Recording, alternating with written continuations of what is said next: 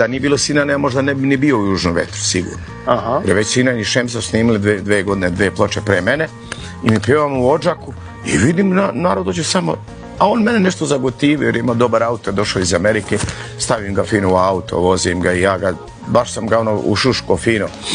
I sjećam se... Vodio si računa o njemu? Jesam.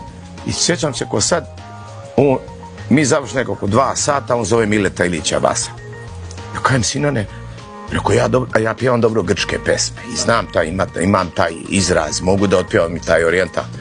Rekao, Sinane, ja bi snimio se nešto snimiti. I on zove, ko sad se sjećam, u 2 sata, i Mile Basa, ko gleda ovu emisiju, u 2 sata noću, brate, imam ja brata ovdje, Mileta, molim te, da ga dovedemo u Beograd da čuješ. Kaže on, Mile kaže, pošalj mi ploču.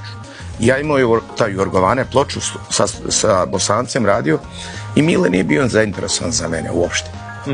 Kad je čuo, znaš. Nije taj izraz moj, nije mu se svidjelo. A onda, da ne pričam, kasnije je bio gost Hanke Paldom ovdje u Domu sindikata, tad je Mile snimio sa Hankom, nema kajanja, i odemo u Euridiku, bio dobar bend, neki iz Novog Sada, sviraju grčke, i meni mufta je baš umro ovih dana, Bože, Hanke Paldom muž, ne bio direktor.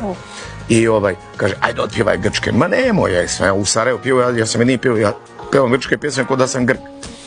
I ja ustano otpjevam blok grčkih pesama i Mile odmah kaže u majke Evrosime, sjećam se ko sad stanovo, kaže, dođi sutra u 10. Ja došao od mene čaše ljubave, neću ljepšu, Elena, a mi smo bili, sve hitove odmah od prve. I meni se odjedanput život promenio ovako.